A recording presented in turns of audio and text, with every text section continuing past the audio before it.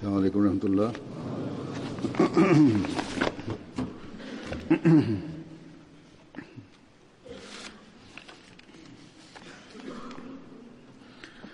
أشهد أن لا إله إلا الله وحده لا شريك له وأشهد أن محمدا عبده ورسوله أما بعد فأعوذ بالله من الشيطان الرجيم بسم الله الرحمن الرحيم الحمد لله رب العالمين الرحمن الرحيم مالك يوم الدين إياك نعبد وإياك نستعين اهدنا الصراط المستقيم صراط الذين أنعمت عليهم غير المغضوب عليهم ولا الضالين.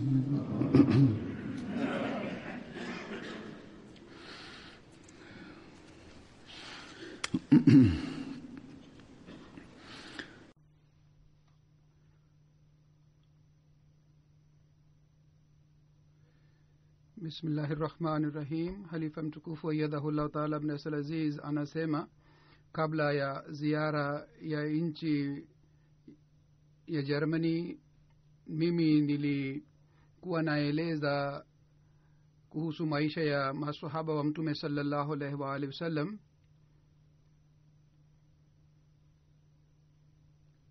Leo tena mimi nitaendelea na mada ile ile.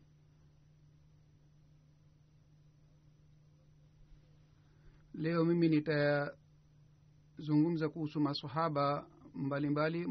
Moja wao ni Ammar bin Hazm. Hazrat Ammar radhiyallahu ta'ala anhu alikuwa miongoni mwa maswahaba 70 ambao walishiriki katika Bai'at Aqaba Sania.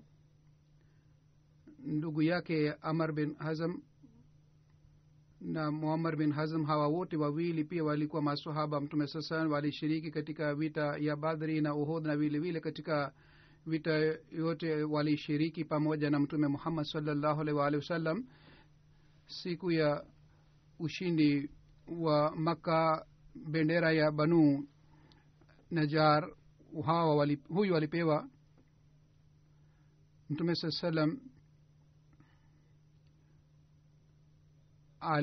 Alimfanyia Hazrat Umar kuwa ndugu wa Hazrat Nazla. Baada ya kifo cha mtume sallallahu alaihi wasallam, wale watu walioritadi na walianza kupigana na Waislamu. Hazrat Umar alishiriki pamoja na Hazrat Khalid bin Walid kupigana na hawa walioritadi, na katika vita ya Yamama aliuawa. Mama yake alikuwa anaitwa Bi Khalida. Abu Bakar bin Muhammad anasimulia Hazrat Abdullah bin Sahal aliumwa na nyoka. Mtume sallallahu alaihi wasallam akasema umpelekee Ammar ili yeye ampatie matibabu. Watu wakasema kwamba huyu yuko karibu kufa. Mtume sallallahu alaihi wasallam akasema mumpelekee kwa Amara, yeye akimtibu lazima atapona.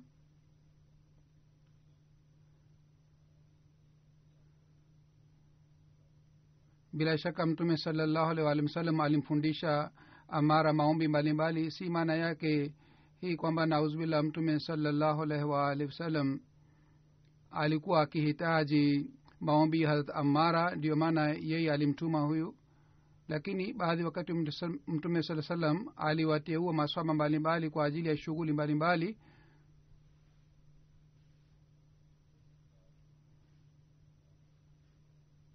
na yoyote waliopata masahaba walipata kutoka kwa baraka ya mtume sallallahu alaihi wasallam. Katika sirat ibn hisham imeandikwa katika msikiti wa nabawi na mtume sallallahu alaihi wasallam munafiki walikuwa wakija na walikuwa wakifanya dhihaka wakakusikia nasaha ya mtume sallallahu alaihi wasallam na walikuwa wakifanya dhihaka ya dini ya mtume sallallahu alaihi wasallam. siku moja katika wanafiki hawa watu kadhaa wakaja katika msikiti wa mtume sallallahu alaihi wasallam. mtume sasa akawaona kwamba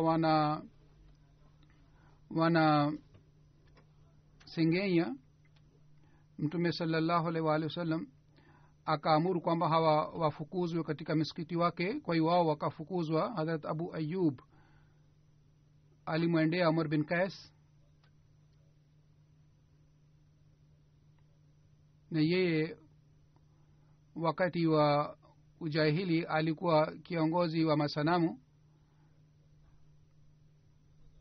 yeye alikuwa anasema, ewe Abu Ayyub, je, wewe utanitoa katika hafla ya salaba?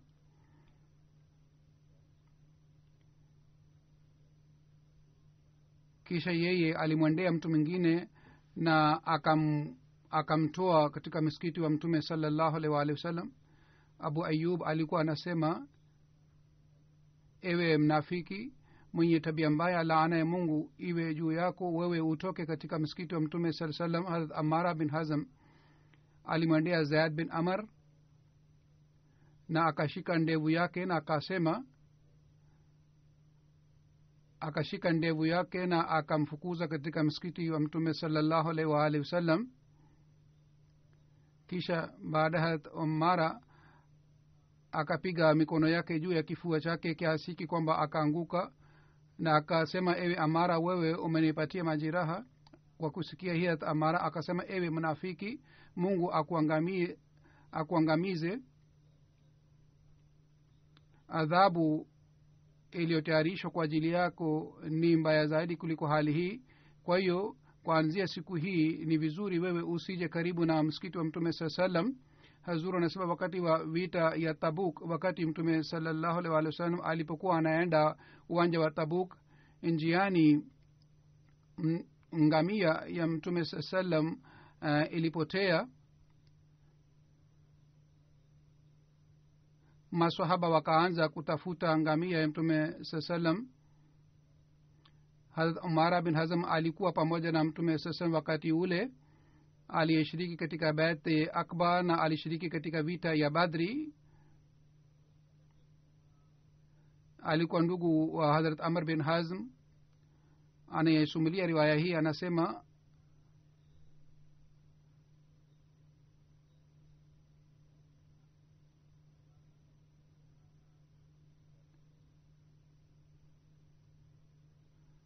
Zaid alikuwa mtu ambaye alikuwa anatayarisha ngamia wakati wa safari.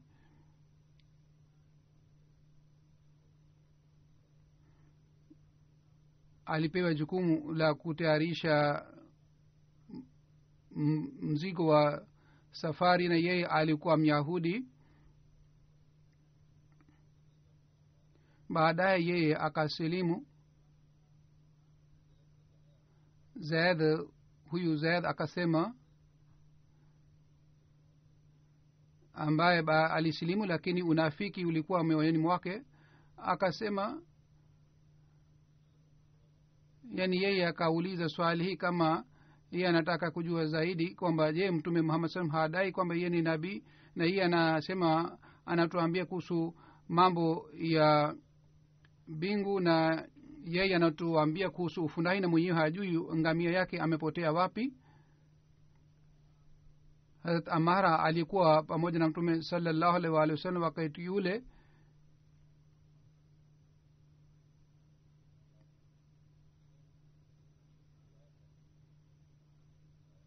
mtume sallallahu alaihi wasallam alipata taarifa kutoka kwa Mwenyezi Mungu, na mtume sasa akasema kwamba kuna mtu mmoja ambaye anasema kwamba wewe unadai kuwa wewe ni nabii wa Mwenyezi Mungu na unasema Mungu anakuambia mambo ya ghaibu, lakini wewe mwenyewe hujui ngamia yako amepotea wapi. mtume sallallahu alaihi wasallam baada ya kueleza hii akasema kwamba wallahi mimi sijui isipokuwa ile tu ambayo Mwenyezi Mungu ananupatia elimu. Mimi sina elimu ya ghaibu. Ndiyo Mungu ananiambia kuhusu mambo mbalimbali. Yeye anaponiambia mimi nawaambia watu.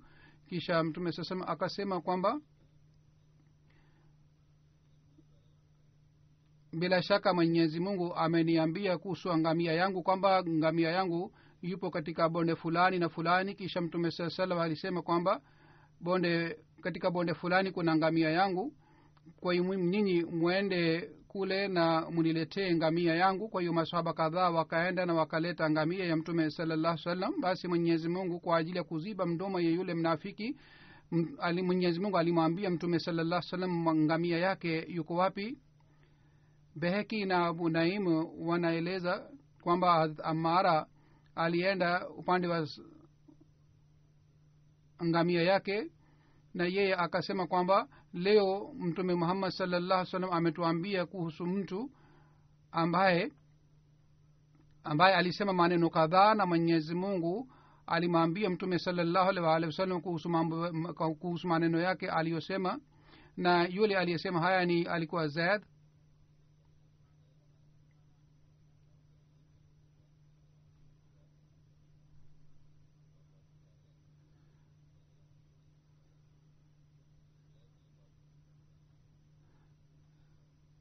Kwa watu walikuwa pale karibu na Zaid wakasema ni kweli kabisa Zaid alisema maneno haya, tulikuwa pamoja naye. Kwa kusikia hii Amara akamkamata Zaid na akasema kwamba katika safari yangu alikuwa nyoka na nilikuwa sijui kwamba huyu nyoka yuko wapi. Na kwa kusema hii akasema kwamba ewe Zaid, wewe huhusiki nami kuanzia leo. Hazur anasema watu wengine wanasema Zaid baadaye alitubu, lakini wengine wanasema yeye aliendelea na tabia yake hii mpaka akafa. Hadrat Ziyad bin Nuaym anasimulia Mtume sallallahu alaihi wasallam alisema kuna mambo manne, yeyote atakayefuata mambo haya basi yeye atakuwa Muislamu, na yule ambaye anaacha hata jambo moja yeye hatapata faida kutoka katika mambo mengine. Hadrat Ziyad anasema nikamuuliza Hadrat Amara kwamba haya mambo manne ni mambo gani? Akasema jambo la kwanza ni swala na zaka na saumu na ni haji.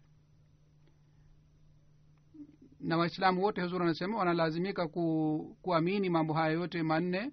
Wale ambao wanastahili kupewa zaka, kutoa zaka, wanatakiwa watoe zaka, na wale ambao wanastahili kwenda kuhiji wao pia wanalazimika kufanya haji. Kwa hiyo haya ni mambo manne ya msingi kila Muislamu anatakiwa ayamini.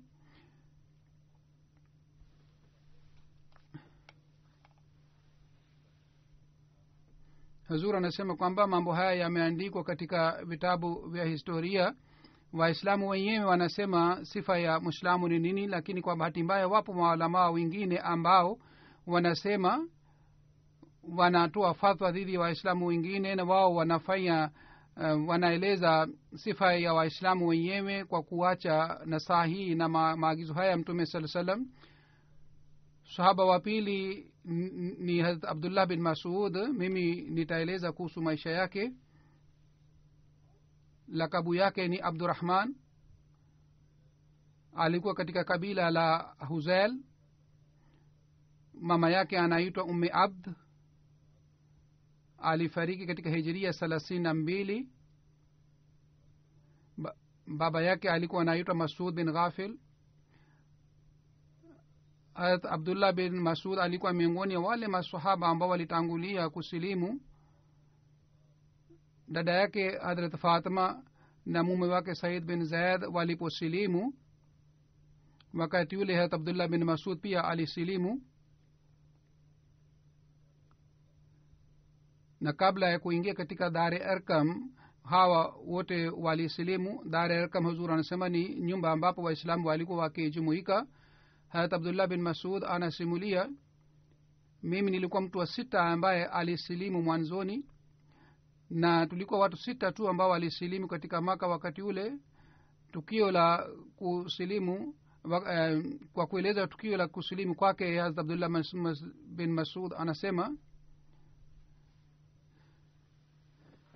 mimi nilifika katika umri wangu wa kuelewa mambo mbalimbali, yani nilikuwa katika umri wa balehe. mtu mmoja Utba alikuwa anaangalia mbuzi yake mtume sallam, akaja.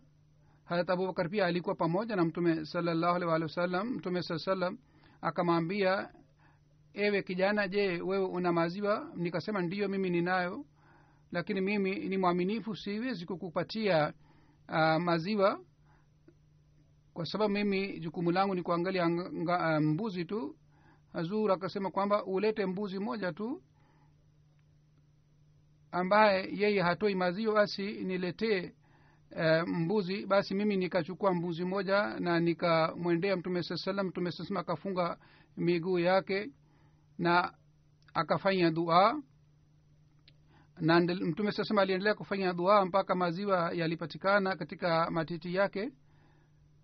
mtume Hazrat Abubakar radhiyallahu ta'ala anhu, mtume sallallahu alaihi wasallam alimwambia Abubakar kwamba yeye anywe maziwa. Yeye akanywa. Baadaye mtume sallallahu alaihi wasallam akanywa maziwa. mimi nikamwambia mtume sallallahu alaihi wasallam kwamba ewe mtume sallam, wewe pia uniambie kuhusu maombi uliosoma. mtume sallam akaweka mkono wake juu ya kichwa changu, akasema, wewe ni kijana ambaye anaye ufahamu. na yeye anasema kwamba mimi nilihifadhi sura 70 kutoka kwa mtume sallallahu alaihi wasallam. kuhusu Abdullah bin Masud, Hazrat Mirza Bashir Ahmad Saheb anaandika katika kitabu chake kitwacho Sir Khataman Nabiyyin, anasema Hazrat Abdullah bin Masud alikuwa katika kabila la Huzail. alikuwa mtu maskini sana na alikuwa akiangalia mbuzi ya Utba. kabla ya kusilimu, yeye alimjia mtume sallallahu alaihi wasallam na alipata baraka kutoka kwa mtume sallallahu alaihi kiasi kwamba akawa mtaalamu.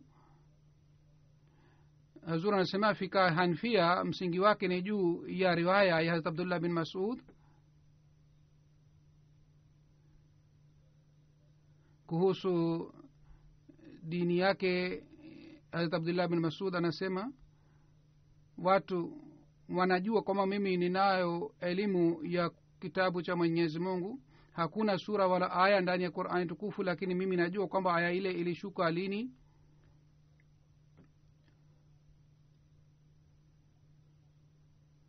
wakati Abdullah bin Masud aliposema maneno haya, hakuna yeyote aliyekataa maneno yake. mtume sallallahu alaihi wasallam alisema watu wajifunze Qur'an tukufu kutoka kwa masahaba wanne. mmoja wao alikuwa Abdullah bin Masud. katika dibacha tafsirul Qur'an, Hadrat Muslim Maud radhiyallahu ta'ala anhu amesema watu kwa sababu walikuwa wanataka kujua Qur'ani tukufu, mtume sallallahu alaihi wasallam alitayarisha jamaat ya maswahaba kadhaa ambao walihifadhi Qur'ani tukufu kutoka kwa mtume sallallahu alaihi wasallam, kisha walikuwa wakiwafundisha wengine. hawa walikuwa wataalamu na walimu wa hali ya juu. jukumu lao lilikuwa hili kwamba wao wajifunze Qur'ani kutoka kwa mtume kisha wafundishe watu wengine. kwa hiyo pamoja na hawa maswahaba ambao walikuwa wakifundisha, mmoja wao ni Abdullah bin Masud, Salim Maula Abi Huzaifa, Muaz bin Jabal na Ubay bin Ka'b. masahaba wa kwanza ni Muhajirin na wale wawili wa baadaye ni Ansari. Abdullah bin Masud alikuwa akifanya kibarua. Muaz bin Jabal na Ubay bin Ka'b alikuwa katika Ansar wa Madina. kutoka katika kila kundi mtume sallallahu alaihi wasallam kwa kuzingatia mahitaji yao aliteua walimu. katika hadithi inapatikana hivi kwamba mtume sallallahu alaihi wasallam alisema kwamba mjifunze Qur'ani tukufu kutoka kwa watu wanne, kutoka kwa Abdullah bin Masud, kutoka kwa Salim na Muaz bin Jabal na Ubay bin Ka'b. yani yeyote ambaye anataka kujifunza Qur'ani tukufu asome kutoka kwa hawa wanne, Abdullah bin Masud, Salim, Muaz bin Jabal na Ubay bin Ka'b. hawa wanne walikuwa wale maswahaba ambao walijifunza Qur'ani tukufu moja kwa moja kutoka kwa mtume sallallahu alaihi wasallam. lakini zaidi ya hawa walikuwepo maswahaba wengi sana ambao walikuwa wakijifunza Qur'ani tukufu kutoka kwa mtume sallallahu moja kwa moja. Katika riwaya moja imeelezwa hivi kwamba neno fulani Abdullah Masud akasoma kwa njia nyingine. Hazrat Umar akamwambia kwamba hutakiwi usome neno hili kwa njia hii, bali unatakiwa usome hivi. Abdullah bin Masud akasema hapana, mtume sallallahu alinifundisha neno hili nisome hivi. Hazrat Umar akamkamata na akamleta mbele ya mtume sallallahu alaihi wasallam, na Hazrat Umar akamwambia mtume sallallahu kwamba huyu anakosea wakati wa usomaji Qur'an tukufu. Mtume sallallahu alaihi wasallam akasema kwamba ewe Abdullah bin Masud, soma Qur'ani. Yeye aliposoma Qur'ani, mtume sallallahu alaihi wasallam akasema ni sawa, vile anasoma ni sahihi, ni sawa. Hazrat Umar akasema kwamba lakini wewe mtume sallallahu ulinifundisha kwa njia nyingine neno hili. Mtume sallallahu alaihi wasallam akasema jinsi unayosoma pia ni sahihi. Hazrat Muslim Maud anatoa matokeo yake hivi kwamba walikuwa si hawa maswahaba wanne tu ambao walikuwa wakijifunza Qur'an tukufu kutoka kwa mtume sasa, bali watu wengine pia walikuwa wakisoma. Hazrat Umar aliposema kwamba wewe umenifundisha hivi, swali hili linaonyesha kwamba Hazrat Umar pia alikuwa akisoma Qur'an tukufu kutoka kwa mtume sallallahu alaihi wasallam. Katika riwaya moja inapatikana hivi kwamba katika Makka alianza kusoma Qur'an tukufu kwa sauti ya juu alikuwa Hazrat Abdullah bin Mas'ud. Siku moja maswahaba walijumuika na walikuwa wanasema kwamba Makuraish hawakuwahi kusikia sauti Qur'an tukufu kwa sauti ya juu. Je, kuna mtu yeyote ambaye anaweza kusoma Qur'ani? Hazrat Abdullah akasema mimi nitasoma Qur'an. Na wakasema kwamba sisi tuna wasiwasi kwamba watu watakusumbua.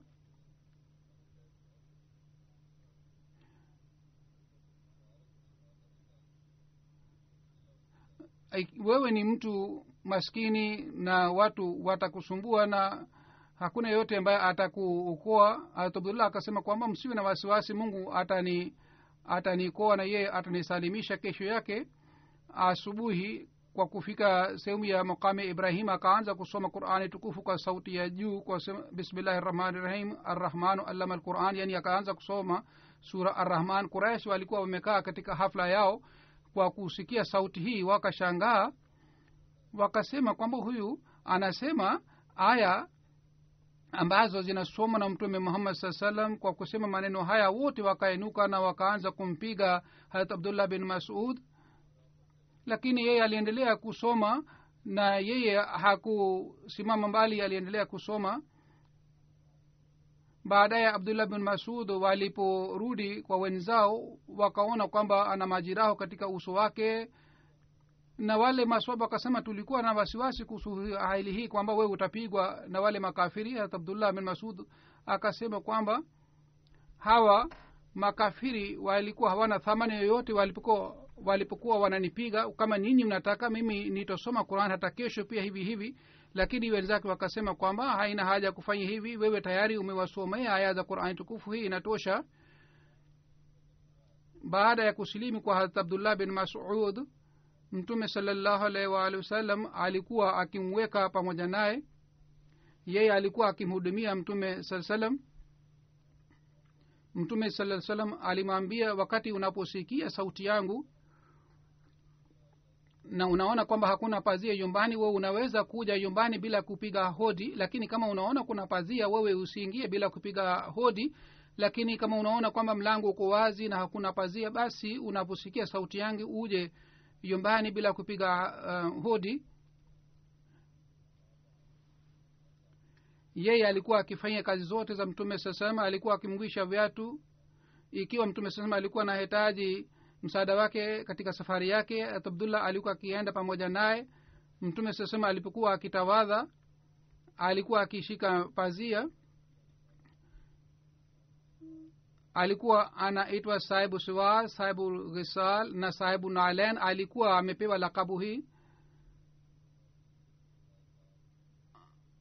Abdullah bin Mas'ud alikuwa akilinda siri ya mtume sallallahu alaihi wasallam. Alikuwa akitayarisha kitanda cha mtume sallallahu alaihi wasallam. Alikuwa akitayarisha viatu vya mtume sallallahu alaihi wasallam. Alikuwa akiweka maji kwa ajili ya kutawadha na kwa ajili ya kuoga.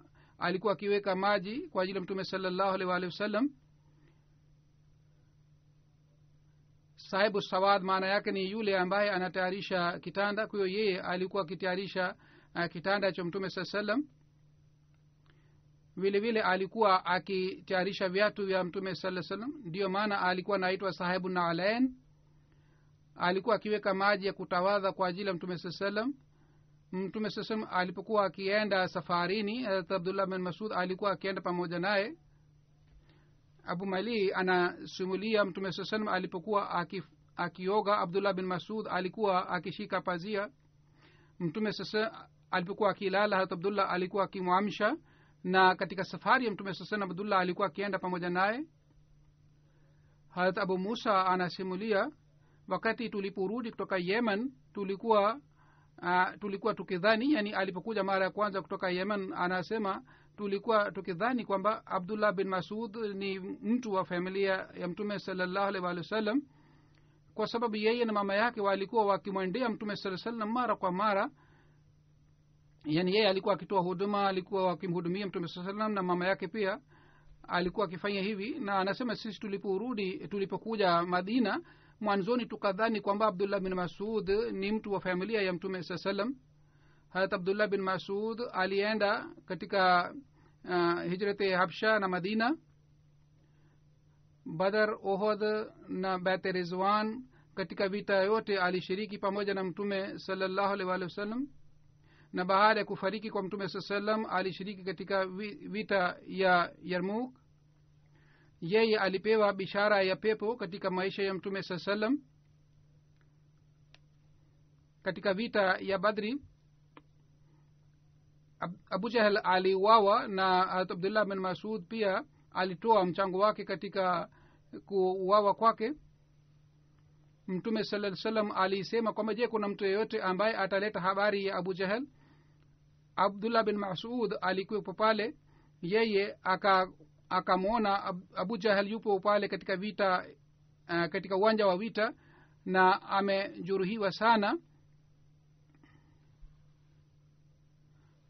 Abdullah bin Masud akashika ndevu yake na akasema, je, wewe ni Abu Jahl? Akajibu kwa kibri sana kwamba, je, umewahi kuwa mtu mkubwa zaidi kuliko mimi? katika Sahih Muslim riwaya imeelezwa hivi, riwaya inapatikana hivi kuhusu tukio hili kwamba Abdullah bin Masud akashika ndevu yake na akamuuliza, je, wewe ni Abu Jahl? kwa kusikia hii Abu Jahl akasema kwamba, je, kuanzia kabla ya siku hii ya leo umewahi kumua mtu mkubwa kama mimi? na Abu Jahl akasema kwamba lao mimi nisingeuawa na watu wakulima, kwa sababu wale vijana waliomuua walikuwa wakulima. Hadhrat Khalifatul Masih Sani pia ameandika maelezo yake katika Tafsiri Kabir kwamba namna gani maadui walikuwa wakizidi katika uadui.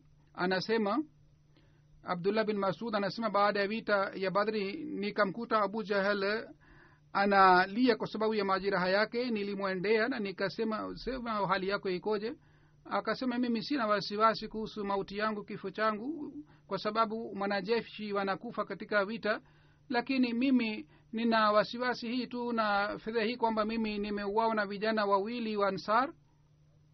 basi wewe unisaidie kwamba ukate shingo langu kwa kutumia upanga ili mimi nisipate udhia, lakini angalia, ukate shingo langu kwa karibu na uso, kwa sababu kiongozi shingo lake linakuwa kubwa. Hata Abdullah bin Masud akasema, mimi sitatimiza matamanio yako haya.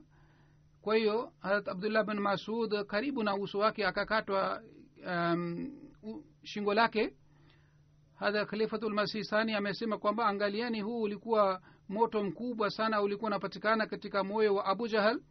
maisha mzima yeye aliendelea kuungua katika moto huu, kwamba yeye amdhuru mtume sallam, lakini hakuweza kufaulu katika maisha yake. lakini wakati alipokuwa karibu kufa, yeye alikuwa anaangua katika moto huu kwamba ameuawa na vijana wadogo wawili. na wakati wa kifo chake yeye alieleza tamaa yake, matamanio yake, lakini hata matamanio yake hayakutimizwa. hii ilikuwa hali yake, yani yeye aliendelea kuugua katika moto, na katika hali hii yeye aliaga dunia. Hazrat Abdullah bin Masud alipohamia Madina alikaa kwa Muaz bin Jabal. Wengine wanasema alikaa kwa Saad bin Khasma. Katika Maka alikuwa ndugu wa Hazrat Zubair bin Awam, lakini alipohamia Madina Mtume sasa alimfanya Muaz bin Jabal kuwa ndugu yake. Wakati alipokuwa katika Madina hali yake ya kiuchumi ilikuwa si nzuri. Mtume sallallahu alaihi wasallam alifanya mpango kwa ajili ya hawa masahaba waliohamia Madina. Mtu mmoja yeye hakupenda kumchukua Abdullah bin Masud kwa sababu alikuwa mtu maskini. Mtume sallallahu alaihi wasallam alipopata taarifa hii, Mtume sallallahu alaihi wasallam kwa kuonyesha ghera kwa ajili ya huyu mtumishi wake akasema kwamba je, Mungu ni ameniteua kwa ajili hii kwamba nyinyi mfanye mfarakano huu? Kumbukeni Mwenyezi Mungu haweki baraka katika taifa ambalo halitoi haki ya watu wengine. Kisha Mtume sallallahu alaihi wasallam alimpatia nyumba ya kuishi ya Abdullah bin Masud karibu na msikiti wake. Hatib bin Masud anasema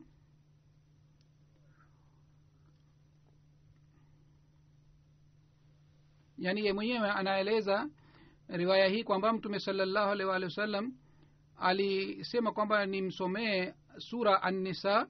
Yani Abdullah bin Masud anaeleza tukio lake mwenyewe. Mtume sallallahu alaihi wasallam akaniambia mimi nimsomee sura An-Nisa.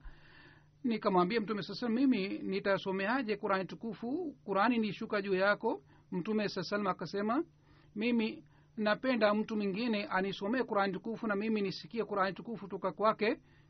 Anasema mimi nikaanza kusoma Qur'ani. Wakati niliposoma aya hii, fa kaifa idha ji'na min kulli ummatin bi shahidin wa ji'na bika ala haulai shahida, basi itakuwaje hali wakati ule, wakati tutakapoleta shahidi juu ya kila umma na tutakuleta kuwa shahidi juu ya hawa watu wote.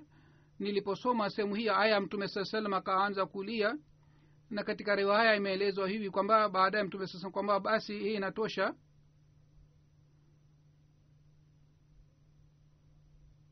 Siku moja Hazrat Umar Faruk alikuwa katika sehemu ya Arafat. Mtu mmoja alimjia akasema, ewe Amirul Mu'minin, yani wakati alipokuwa khalifa alikuja mtu mmoja kwake akasema, mimi nimekuja kutoka Kufa, nimemkuta mtu mmoja kwamba bila kuona yeye anaandika aya za Qur'ani tukufu. Hazrat Umar akapata hasira na akasema, ni nani huyu mtu ambaye anaandika Qur'ani tukufu, aya za Qur'ani tukufu hivi bila kuona?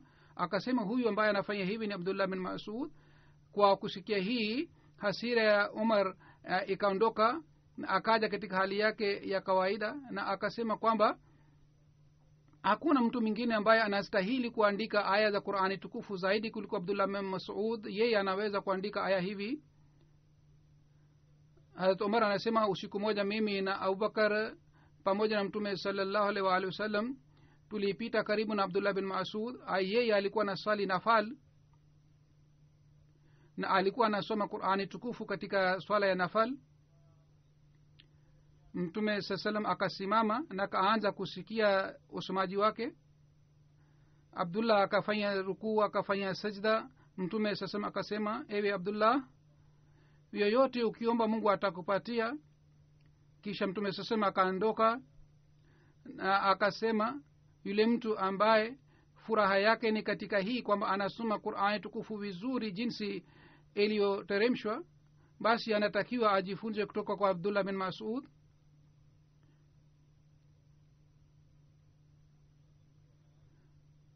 Hadrat Abdurrahman bin Yazid anasimulia, tulimwendea hata Uzaifa na tukamuomba utuambie kuhusu mtu ambaye anajua zaidi kuhusu mwenendo wa Mtume sallallahu alaihi wasallam, anafuata mwenendo wa Mtume sallallahu alaihi wasallam zaidi kuliko wengine wote, ili sisi tupate elimu kutoka kwake na vile vile tusikie hadithi kutoka kwake. Akasema Abdullah bin Masud ni mtu ambaye yuko karibu sana na mwenendo wa Mtume sallallahu alaihi wasallam, na shauku yake ya kufuata mfano wa mtume sallam ilikuwa kiasi hiki kwamba baada ya kifo cha mtume sallam maswahaba walipokuwa akiulizwa swali hili kwamba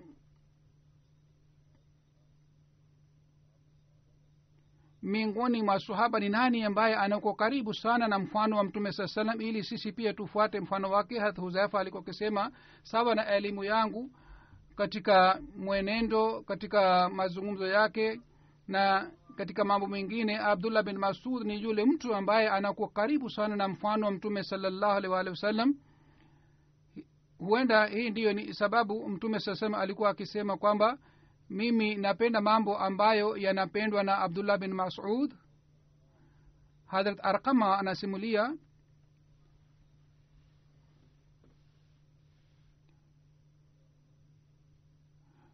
watu walikuwa wakisema kwamba Abdullah bin Masud yule mtu ambaye anafuata mwenendo mtume sallam. Mtoto wake Ubaidullah anasema ilikuwa tabia yake kwamba usiku alipokuwa akiamka alikuwa akiamka kwa ajili ya sala ya tahajjud, na yeye alikuwa akisoma Qur'ani tukufu na maombi polepole. Hazrat Ali anasimulia mtume sallallahu alaihi wasallam alisema ikiwa mimi ningemteua mtu yeyote bila kuchukua ushauri basi mimi ningemteua Abdullah bin Mas'ud. Hazrat Ali ameeleza riwaya hii sehemu nyingine hivi katika Tibqatul Kubra. Riwaya hii imeelezwa hivi: Hazrat Ali radhiyallahu ta'ala anhu anasimulia mtume sallam aliniambia kwamba ikiwa mimi ningemteua mtu yeyote kuwa amiri bila kuchukua ushauri kwa mtu mwingine basi mimi ningemteua Abdullah bin Masud. Abdullah bin Masud mwenyewe anasimulia kwamba mimi baada ya kusilimu sikulala baada ya kutoka jua. Hazrat Abdullah bin Masud alikuwa akipenda mke na watoto wake. Alipokuwa akiingia nyumbani alikuwa akipiga hodi ili watu wa nyumbani wajue kwamba yeye anaingia. Mke wake anasema kwamba siku moja mtume sallallahu alaihi wasallam mke wake anasema kwamba Abdullah bin Masud aliingia nyumbani wakati ule mwanamke moja alikuwa ananipatia herizi, na mimi nilikuwa najua kwamba Abdullah bin Masud hapendi kitu hiki. Kwa sababu ya hofu yake mimi nikaficha hirizi chini ya kitanda. Abdullah bin Masud akaja na kakaa karibu nami, na kwa kuona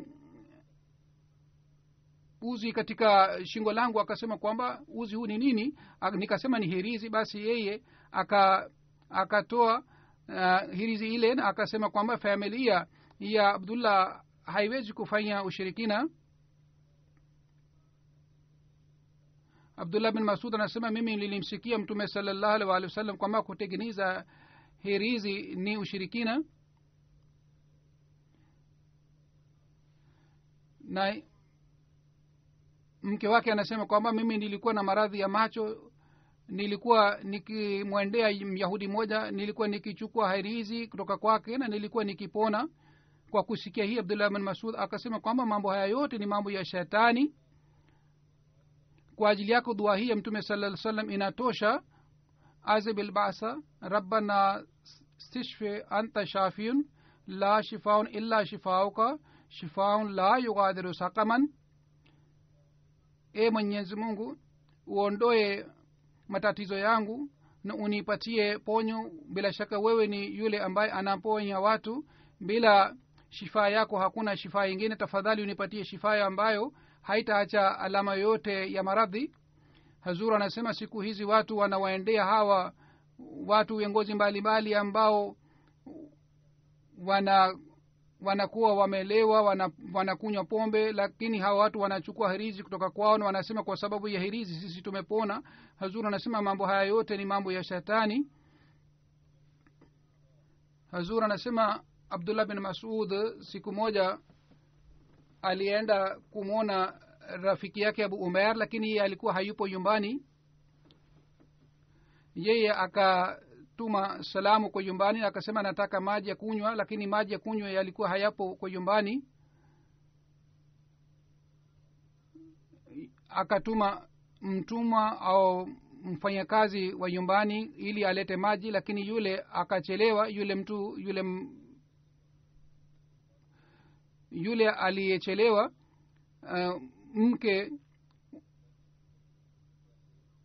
wa rafiki wa Abdullah bin Masud akamlaani, na kwa kusikia maneno haya Abdullah bin Masud akarudi.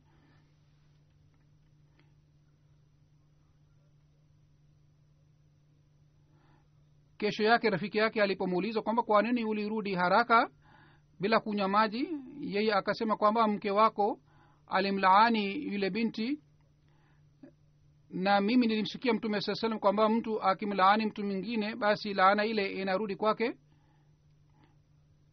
Kwa hiyo mimi sikupenda kukaa pale, mimi nilipenda nirudi. Huzuri anasema hii ilikuwa hali ya hofu, ikiwa ilikuwa hata kama wasiwasi kidogo kwamba kuna ghadhabu ya Mungu inaweza kushuka, yeye alikuwa akijiepusha. Abdullah bin Masud alikuwa akiwa mavazi rangi ya nyeupe na alikuwa akitumia manukato mazuri.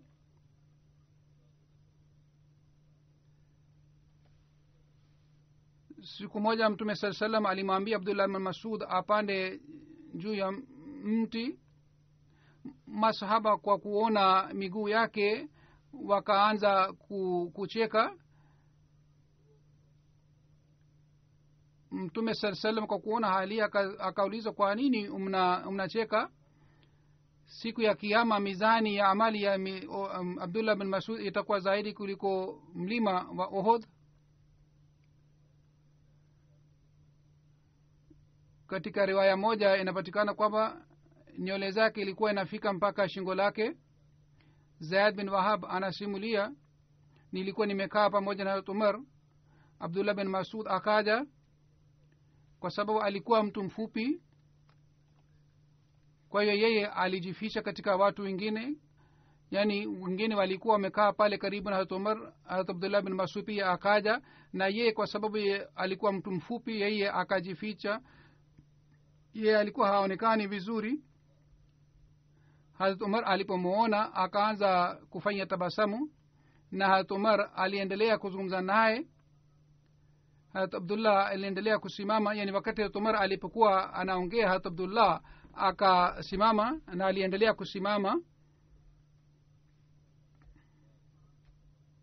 Wakati Hazrat Abdullah alipoondoka, Hazrat Umar radhiyallahu ta'ala anhu alipoona kwamba anarudi, basi aliendelea kumuona mpaka yeye alienda mbali sana. Baadaye Umar akasema, huyu mtu amejaa na elimu sana.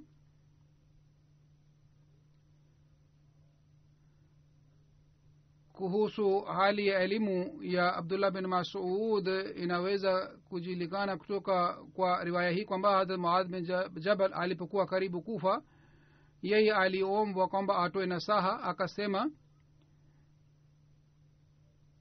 elimu na imani inakuwa na daraja yake.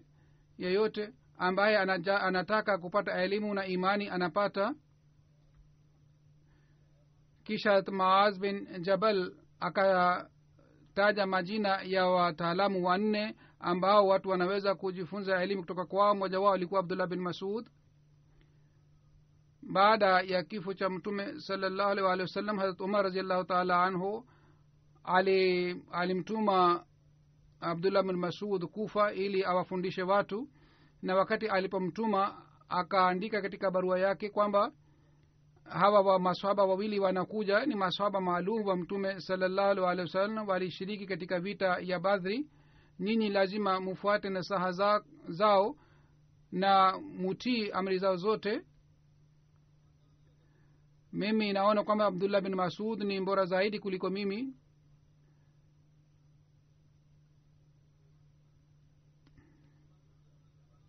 Wakati Abdullah bin Masud alipokuwa anauguliwa, alikuwa na maradhi. Hazrat Usman akamjia akamuuliza, je, una malalamiko yoyote? Akasema, mimi nina malalamiko moja tu, kwamba mimi nimefanya dhambi chungu mzima. Hazrat Usman akamuuliza, je, unahitaji kitu chochote kutoka kwangu? Hazrat Abdullah bin Masud akasema, mimi nataka rehema ya Mwenyezi Mungu peke yake. Hazrat Usman akasema, je mimi nikupatie mganga au daktari ambaye atakupatia matibabu? Hazrat Abdullah akasema kwamba ni yule ambaye ni daktari mkubwa, yeye amenipatia maradhi haya, yani Mwenyezi Mungu ni yule ambaye amenipatia maradhi haya, mimi nipo sawa. Hazrat Usman akasema je mimi niweke posho kwa ajili yako? Hazrat Abdullah akasema hapana. Hazrat Usman akasema fedha hii itafaidi mabinti zako. Hazrat Abdullah anasema je unafikiria mabinti zangu watahitaji fedha? Mimi nimewaamuru mabinti zangu kwamba wasome sura al-Waqia. Nimemsikia mtume sallallahu alaihi wasallam akisema mtu yeyote ambaye kila siku atasoma sura al-Waqia yeye hatakuwa na hali ya unyonge na umaskini. Hazur anasema hii ilikuwa hali yake ya kumtegemea Mwenyezi Mungu. Salama bin Tamam anasema mtu mmoja alikutana na Abdullah bin Masud na akamwelezea ndoto yake moja. Akasema usiku moja nilikuona katika ndoto, nimemwona mtume sallallahu alayhi wasallam amekaa katika mimbari na wewe umekaa chini. Mtume sallallahu alayhi wasallam anasema ewe Ibn Masud uje kwangu. Abdullah bin Masud akamuuliza je wewe uliona ndoto hii kweli? Akasema ndio niliona ndoto hii. Kwa kusikia hii Abdullah bin Masud akasema je umekuja hapa kuswali jeneza yangu? Yani yeye akasema kwamba inaonekana kwamba wakati wangu unakaribia. Kwa hiyo baada muda mfupi yeye alifariki. Hazrat Usman wakati alipojua amepata maradhi alimwambia aje Madina. Kwa hiyo yeye akaja Madina. Hazrat Usman alimwambia yeye aje Madina. Wakati Hazrat Usman alipopata taarifa kwamba yeye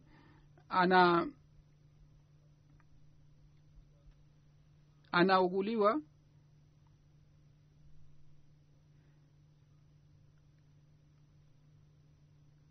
ingawa watu wa Kufa walikuwa wanataka yeye aishi kule, walisema sisi tutakulinda, lakini yeye akasema kwamba halifa mtukufu ameniamuru, kwa hiyo mimi nalazimika kutii amri yake. Na akasema kwamba hivi karibuni fitina kadhaa itapatikana, mimi sitaki kwamba mimi niwe mtu ambaye atakayeanza fitina hii. Kwa kusema hii yeye akaja Madina. Alifariki katika hijiria 32 katika Madina. Hazrat Usman aliongoza jeneza yake na katika Jannatul Baqi alizikwa. Wakati wa kufariki kwake umri wake ilikuwa zaidi ya miaka 60.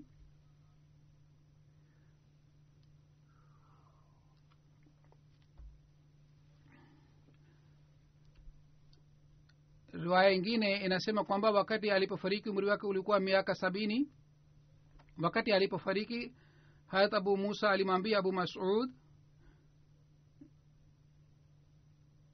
je wewe unadhani kwamba baada ya Abdullah Mas'ud ameacha mtu ambaye anafanana naye? Akasema tulipokuwa hatupewi ruhusa kwenda kwa mtume sallallahu alaihi wasallam, wakati ule Abdullah bin Mas'ud alikuwa anapewa ruhusa amwende. Na tulipokuwa tukimwendea mtume sallallahu tulikuwa tukimkuta Abdullah bin Mas'ud anamhudumia mtume sallallahu alaihi wasallam. Hazrat Abdullah bin Mas'ud alikuwa akifuata sunna ya mtume sallallahu alaihi wasallam. Siku moja Aisha aliulizwa, katika maswahaba wawili, mmoja ni yule ambaye mara baada ya mara wakati wa kufuturu unapofika anafanya haraka na anafuturu. Hazrat Aisha akasema ni nani ambaye anafuturu saumu haraka?